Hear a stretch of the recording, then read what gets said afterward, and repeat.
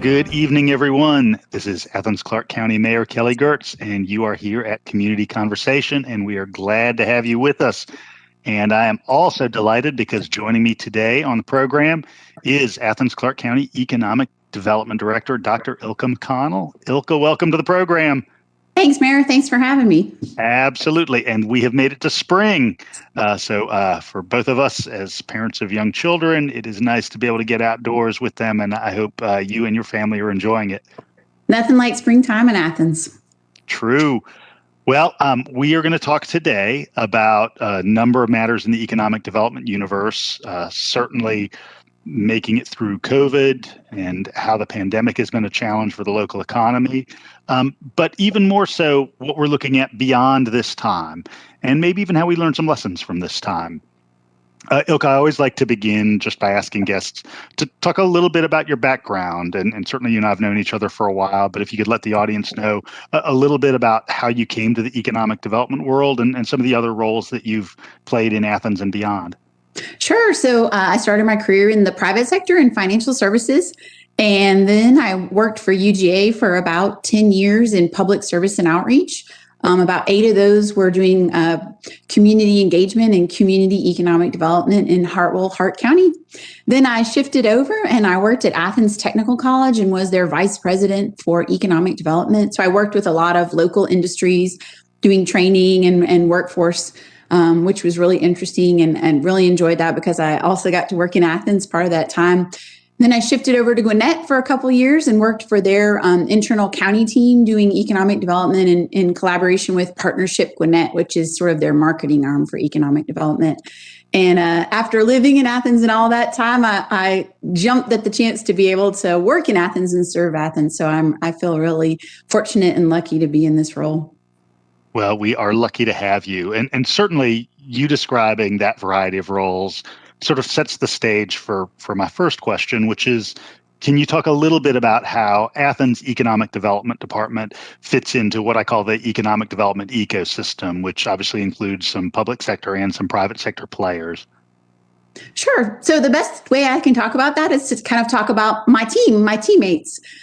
So Ryan Thornton is our business and industry specialist, and his role is to work with existing industries, find out what their needs are, assist them with expansions, helping to connect them to resources, and then also helping to work projects that come to us through the different pipelines. That may be the state, that may be some direct work that we do to cultivate relationships with companies, also with different organizations like Georgia Bio, which is a large group of biotech and bioscience related businesses. Things like that. Gustavo Rodriguez de Caro is our new workforce development coordinator. Very excited to have him on board. He joined us in the fall. And his job is to work with local workforce providers that are in our region. That could be higher ed, that could be private training institutions, K through 12, Clarke County School District, the Career Academy, and other providers. And then also with the HR managers of the various large employers to find out what needs are, where resources are, and to help connect people.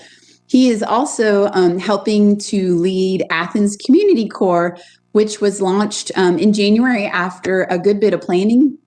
And of course, the Mayor and Commission funded it first out of the prosperity package, which then became the resiliency package. And so the focus of that program is to help those who were impacted by COVID to get a foot in the door at Athens-Clarke County, to be able to do some professional development, some career exploration, to work on community projects that are in the community in collaboration with different partners to the unified government.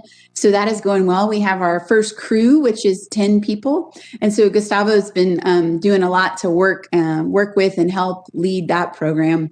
We have 2 vacant positions right now, one that we're just about to start interviews for a site development services coordinator. And that role, their job is to help businesses of all sizes. It could be anything from, a corner ice cream shop, a coffee shop, all the way up to a very large employer that comes in that help them with selecting a site, making sure that it's a good fit zoning wise with what they need, and then helping them through all the steps of the site development and plans review process, all the way through to getting their business license, paying their occupation tax, and opening their doors. Usually, sort of a hand holder.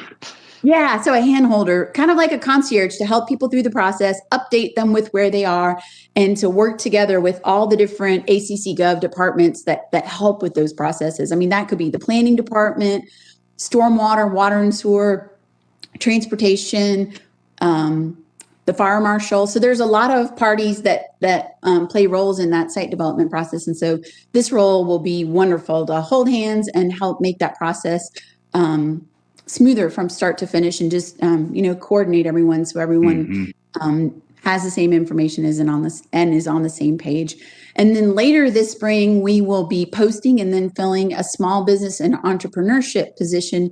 And their role will be also be a concierge model.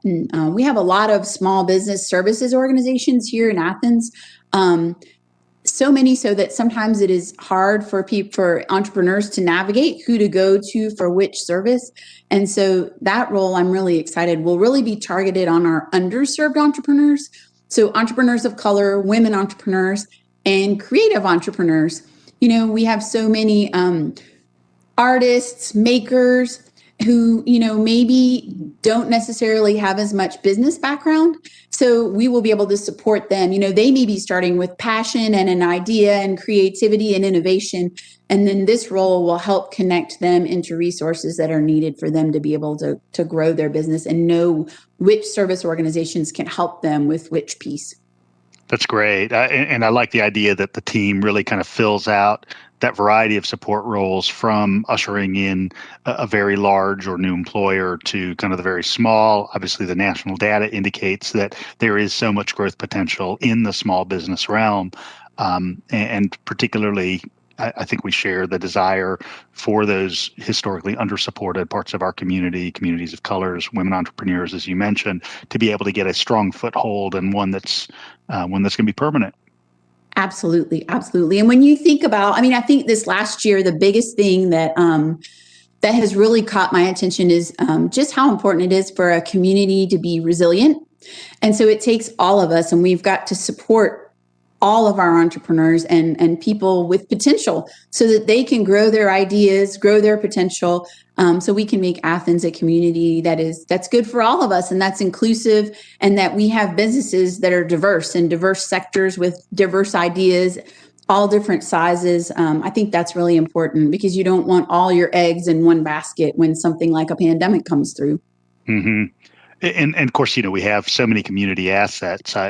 I even heard on a call earlier today that the University of Georgia was once again noted as the public university who brings the most products basically from the laboratory to market in the United States. And of course, we've landed a couple of those as permanent inhabitants here in Athens. Mm-hmm. Yeah, this past year, RWDC was announced back in May. And that business started as a partnership with I think they call it the New Materials Institute with the College of Engineering. And they create polymers, plastics made from used feedstock, so used cooking oil. And the products they're making are alternatives to single-serve plastics. So, what a cool thing in Athens, just thinking about Athens' focus on sustainability, and then to have a business like that percolate up and with UGA and land here over in our industrial park. And then BioPlanet. So even their technology was one that was percolating over at UGA in the early 80s. So what they do is they have an electrostatic sprayer. And the beauty of electrostatic technology is that the particles that they spray are attracted to all surfaces. So as you can imagine, prior to the pandemic, they were doing things like they were very popular for like cruise ships to be able to disinfect. And now, of course, for COVID, what an invaluable technology to have. So yeah, they announced their expansion in December, and we're really glad to have them here and growing. And do you anticipate that kind of either intellectual property route or university laboratory route is something we'll continue to see success in? Yes, and that's one area that we've really been working on, just building those partnerships with the Innovation Gateway and the team over there, and they've been great to work with, and just figuring out what we can do when that business is ready to cross Broad Street and find a home in Athens, how we can help them land and to connect them to different community resources so they have what they need to continue growing. That's great. Um, you know, both of those that we just mentioned, BioPlanet and RWDC, are north of 200 employees already here in Athens, even as new industries. Can you talk a little bit, Ilka, just about the sort of the industrial hiring world right now? I think people think of sort of that classic model of the 1950s assembly line, the post-war world.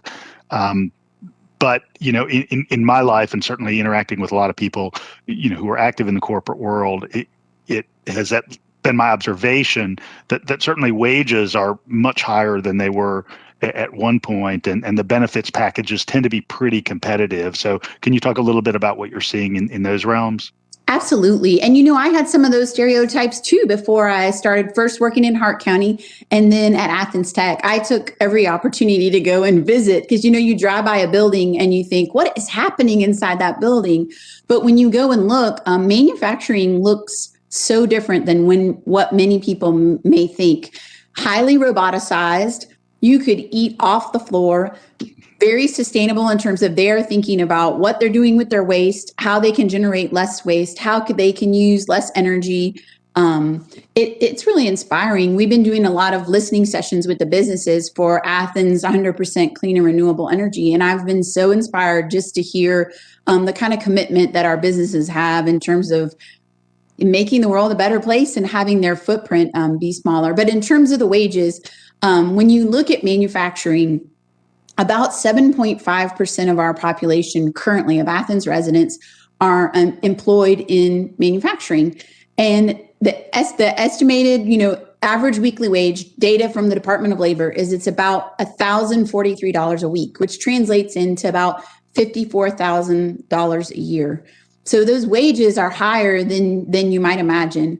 And because of how automated many of those processes are, the jobs are ones that there's a lot of opportunity to learn hands-on. So people who are really good at figuring things out and learning, it's a great environment. There's often a lot of room to be able to develop different expertises within a facility, whether you love to tinker and make sure that machines run the way they should, whether you enjoy computers and learning how to program that automation, whether you like accounting and want to help on that side of things, or managing teams, whether you like to weld and do things with your hands. We just have so many opportunities. And there's one of the things that we really look for when we're trying to attract businesses is, what do the jobs look like inside that facility? Are there ways that you can come in at an entry level, maybe without a lot of specialized skills? And if you show up and you're ready to learn, then there are steps that you can take to progress your career within that facility. And, those companies, they invest in training in their people, and whether that's within the facility or even tuition reimbursement for someone to go and get a certificate at Athens Technical College, or go on, and maybe pursue a 4-year degree somewhere. But there's opportunities for people no matter what it is that you want to do. I've been really impressed. That's something that I learned a lot about when I was with Athens Tech. And there's a lot of career opportunities in manufacturing, and it doesn't, there's such a wide variety of things that people are making in our community. I mean, anything from beer to superchargers at Eaton. You can find something that you're interested in just in terms of what you can make and create. So we've talked a little bit about manufacturing, a little bit about bioscience. What other industries or what other fields do you see as expansion opportunities, particularly in the high wage realm? Right. So one of the things we've done is really think a lot about our strategic and targeted sectors. And bioscience is definitely one. Pharmaceuticals is another. We have Boehringer Ingelheim, which does animal vaccines and is a global leader in animal and human health. And then we have Janssen, which is part of the Johnson & Johnson family. Ethicon, also part of Johnson & Johnson. They help produce I think it's like 80% of the sutures or stitches used in medical facilities worldwide. So that's pharma and bioscience. Plastics and polymers. We talked a little bit about RWDC, but we have some other plastics companies here. SCAPS, they do liners for things like landfills. And then we have Fiber Visions, and they do liners for diapers, and then also things like Swiffers, so that those sorts of materials. Trying to think who else. Precision manufacturing, which is sort of whittling down of metal to make amazing things. That's a very non-technical description, but Accurus Aerospace makes aerospace and aviation parts for different companies around the world. Craft beverages, brewing and distilling is another area that, we're seeing a lot of growth in that. Even this past year during the pandemic, Authentic Brewing Company and Normaltown Brewing Company both opened and seem to be doing wonderful. I was just on a chamber call this morning, and the next chamber gathering is going to be at Authentic. So those are some areas that we're looking at. Of course, healthcare. Piedmont Athens Regional is building a new tower. And as the baby boomers age, that will continue to be a really important sector in Athens, especially since we're such a hub regionally for healthcare. And then the creative economy, which is so diverse, anything from mobile app development to video game production, which is already happening in Athens, to technology businesses, music, art. This is an area that Athens really shines, and there's a lot of potential in those areas. So all of these have been differently impacted amidst the COVID-19 pandemic of the last year. Even those that are international organizations, had some hiccups, supply chain challenges, concerns about spacing and sort of management of labor, how many shifts to use, certainly questions about, what's the cleaning regimen need to look like. Talk a little bit about what the Economic Development Department has done to support businesses through the pandemic, and kind of where you see, this next several months going in terms of business support. Sure. So one thing that we were doing quite regularly, we do it regularly anyway, but even more regularly during the pandemic, was we have a manufacturers roundtable, and it's where all the plant managers get together and they can share ideas and they sort of work on different projects together. And so that was a really important connection during this time, because they could say to each other, what are you doing? We're trying this. What are you trying? So that was an important way to share information. Another group that we've just launched in the last couple months is a manufacturing HR committee. The human resources managers reached out and said, we really would love a group where we could talk to each other and share ideas. That's another group that we've been working very closely with. Workforce is a really key thing for those HR managers. So we've been doing that. We had a business support email hotline where businesses of all shapes and sizes could send questions. And we worked with a great group of community collaborators, the Chamber, the DDA, the Convention and Visitors Bureau, the Northeast Georgia Business Alliance, some local lawyers who were really helpful, the SBDC, to be able to look up questions and give them correct answers during a time when, a lot of business owners were working so hard to stay afloat and to be able to pivot. Partnered with the new Joint Development Authority with the city of Winterville. And that basically was created as a vehicle to be able to distribute aid to the businesses. So we created a brand new $1 million revolving loan fund, which was funded by the mayor and commission out of the resiliency package, and offered very low interest loans to businesses. And then with $1.6 million from the CARES Act, also we're able to distribute all of those funds to local businesses under 20 employees in the Athens-Clarke County area. I also worked with the Northeast Georgia Business Alliance. They had $510,000 that they used and worked with small businesses to award as grants to those businesses. I'm trying to think what else we were working on. It was a pretty busy time. A lot of just answering questions, trying to connect people to different resources. The TADS was another thing. It was not really COVID related, but the tax allocation districts, which were created as of January this year. That's an economic development tool that's used in blighted and underserved areas to basically be a tool for redevelopment. And the mayor and commission, it feels funny to say mayor and commission to you, Mayor Gertz, but the 4 goals for the use of those TAD funds were youth facilities, economic development, housing opportunities, including affordable housing, and then public infrastructure, anything from sidewalks, transit stops, intersection improvements, different community facilities, things like that. So that's another great tool that I think will really set Athens up. And it's already starting to attract a good bit of interest from developers as a tool we can use for some of our areas that could use some additional investment in order to make them ready for development. And I want to dive into a couple of the things you talked about just now. I mean, one was workforce development. Of course, you and I both, in various ways, have been involved in this. Part of my life for a long time was shepherding young people from high school into post-secondary life, and you obviously worked in some communities outside here, but also here at Athens Technical College. As I think about the young population and their movement into life, into adult life, I was thinking about my own young life. I worked service jobs for a long time, retail, waiting tables, delivering pizza, doing room service. And for me, I always thought about that as like a transitional phenomenon. I'm going to be doing this for 5 years or 8 years, and it's cool because I'm in school, and then I'm going to grad school, and I'm taking a couple of months off, but I've got another job lined up, and I know eventually I'm going to be doing something in my professional sphere. Reality is for some people, they've stayed in service for their entire lives. And obviously the upward trajectory there is not what it is in some of those manufacturing or bioscience kind of places. So as you think about both workforce development and maybe some data we have available to us, do you see some opportunities that we would be well served to spend some time pursuing as a community?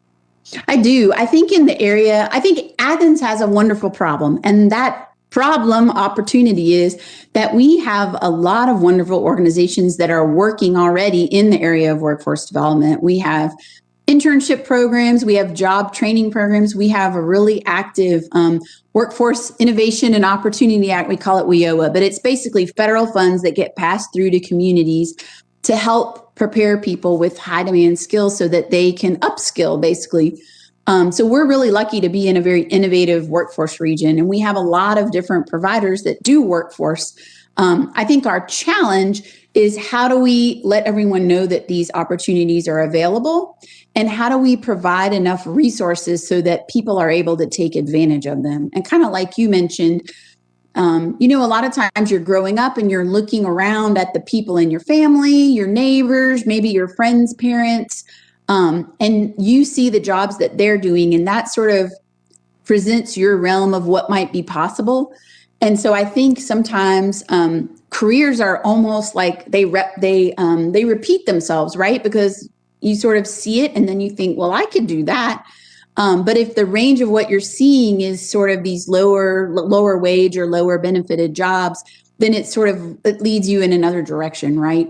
And so thinking about what those average wages look like, we mentioned just now, manufacturing, the average annual wage is about $54,000. When you look at accommodation and food services, about 10.5% of our population work in accommodation and food services. And that estimated annual wage is just above $17,000. So that's almost a third of that wage for manufacturing annually. So if you think about it, the field that you choose to go into, even if you can enter both with not a lot of training or not a lot of experience, where you land really does determine where you may be able to develop your interest in your career. And even if you decide that you would like to stay where it is that you land for a while, certain sectors in our community they just pay a bit better, and they situate you in terms of your family, your benefits, your health insurance, things like that, a little bit better than others. And so just figuring out how do we share that with people, and how do we help them have supports they need, that even if they want to go up the next rung to whatever the next skill is that they want to have, how do we connect them to all these opportunities are available? I know when I worked at Athens Tech, the thing that I always kind of was thinking in my head was free tuition. But, a lot of people don't know that necessarily, or they're not sure who to call when they, get over there, and who to talk to, and who can sort of walk them through all the opportunities that are available. So I think that human piece is the most important piece, right? It's just connecting people and letting everyone know, like, look what the possibilities are. Because every person is, born with so much human potential and ideas and creativity, and just trying to figure out is how do we help people do whatever it is that they want to do with that.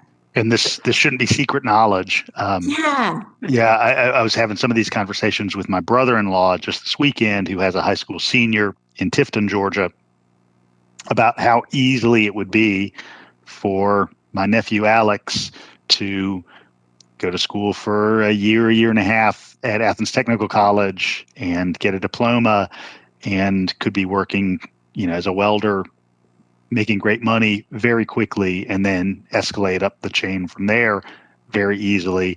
It was interesting to me in my last couple of years in public education here in Georgia. So this is 2017, 2018 timeframe. The State Department of Education seemed like they really had sort of gotten the memo about exactly what we're talking about. And in the annual high school guidance counselor training, we're beginning to take counselors to local employers so that those high school-based counselors could see with their own eyes what opportunities were available for the students who they were working with and at what wages. So just sort of connecting those dots that are right there in front of you, but if you don't know about them, might as well be invisible. I'm glad you mentioned that, because this summer, our workforce region, WorkSource Northeast Georgia, is partnering with the Athens Career Academy in our Manufacturers Roundtable. And we're doing a series of externships for teachers and staff at schools to be able to go to our local employers and do exactly what you said, which is just see what's there, what it looks like, the variety of careers that are available within a facility, and then they can talk with their students about it. So, certainly a lot of the theme that's resonating here is that, the earlier you can have these conversations with people in their lives, the easier it is to steer people into kind of upwardly mobile directions. If the first time somebody's having this conversation is when they're 35, it becomes more challenging. Somebody's already paying rent by that point, may have kids, may not have the opportunity to stop and say, oh, well, let me spend 20 hours a week on retraining and moving into a position. Yeah. And having gone and done 2 degrees at night while I was working full time, it's hard. It's really hard. There's only so many hours in the day. I didn't even have children at the time, but I can imagine that is very, very difficult. Working full time, having kids, trying to go back. It's easier to do it when you're a little bit earlier in your career. But, the truth is we all reinvent ourselves every once in a while in our careers, and just kind of knowing that there's support and that you can do it and what it looks like. And that usually it's a pretty short-term sacrifice, As somebody who is term limited by law, I hear what you're saying.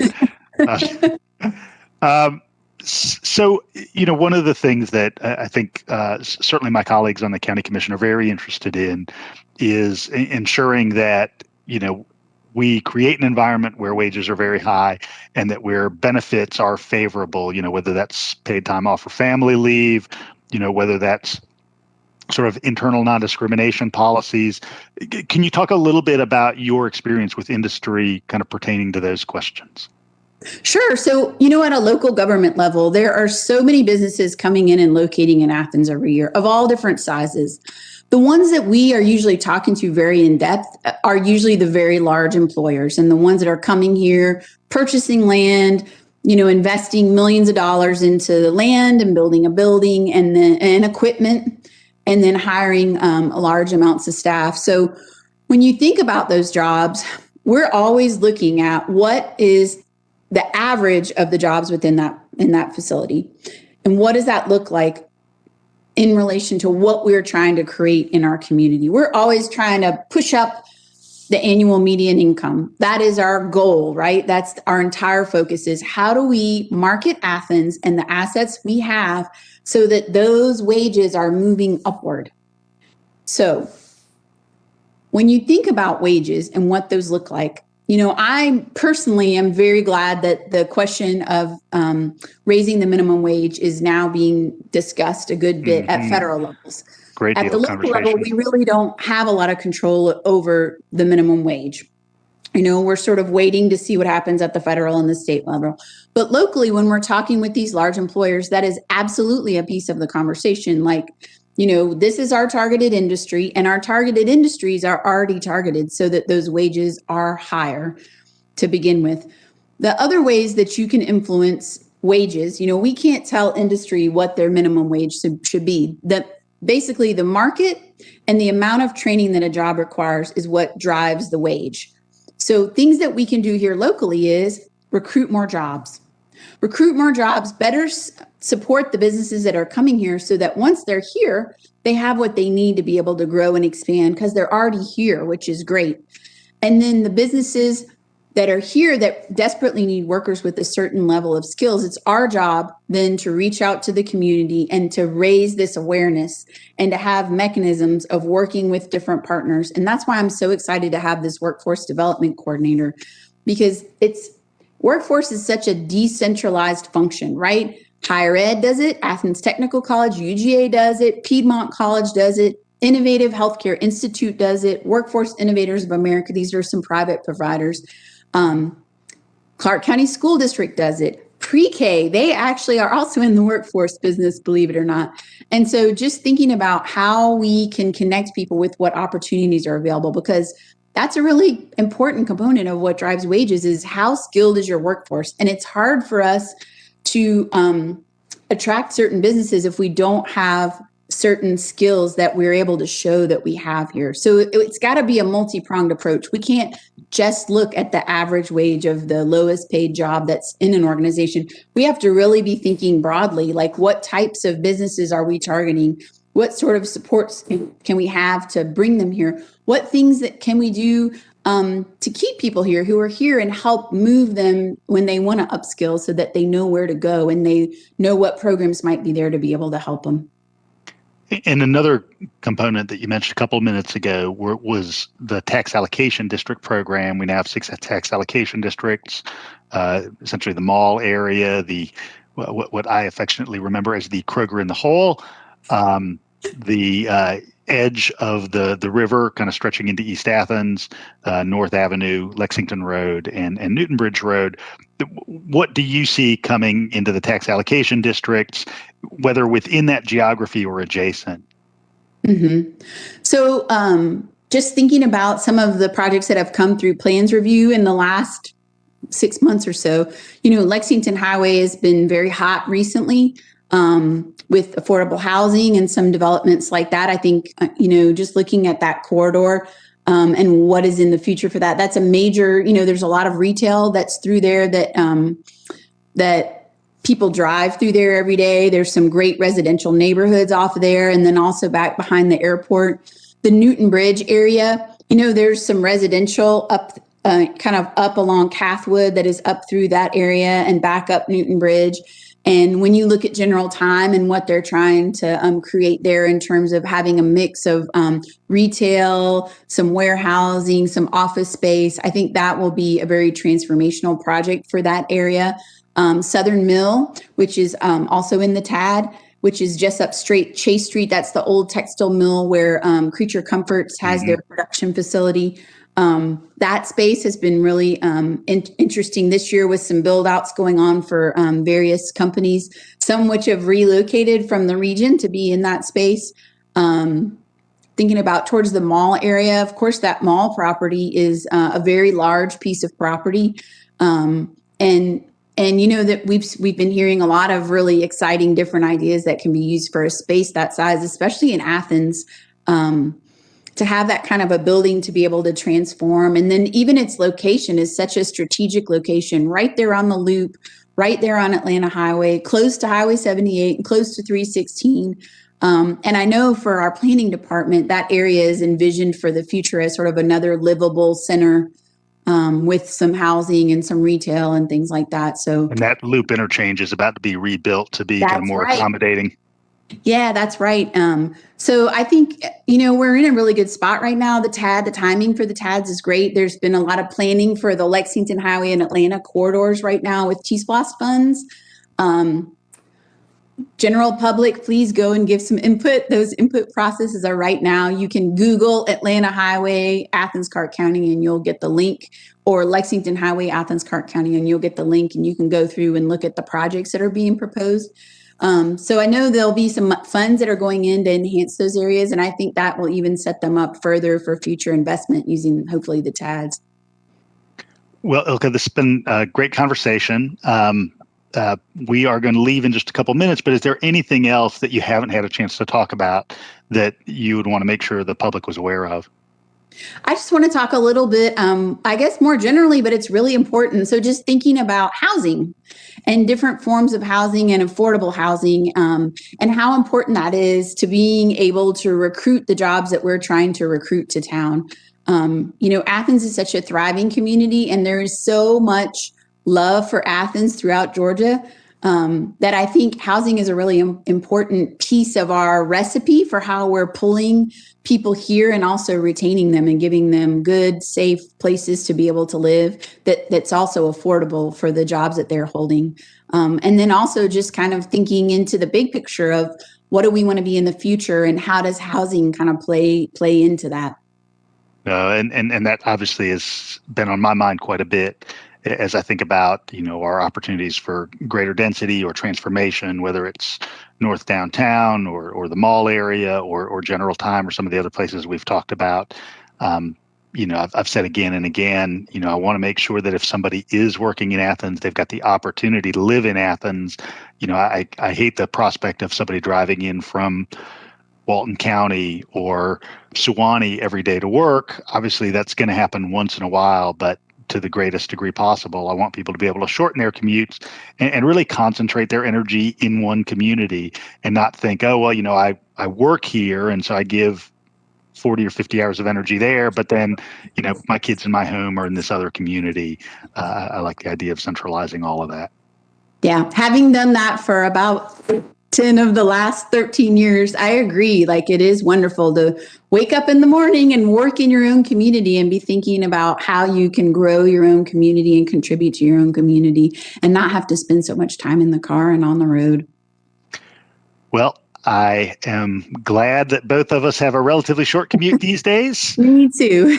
And speaking of commutes, I have to go depart to pick a child up. So, Community Conversation viewers, you've been here with Dr. Ilka McConnell, Director of the Economic Development Department of Athens-Clarke County, and myself, Athens-Clarke Mayor Kelly Gertz. And we wish you a great evening, and we will see you soon. Have a good night.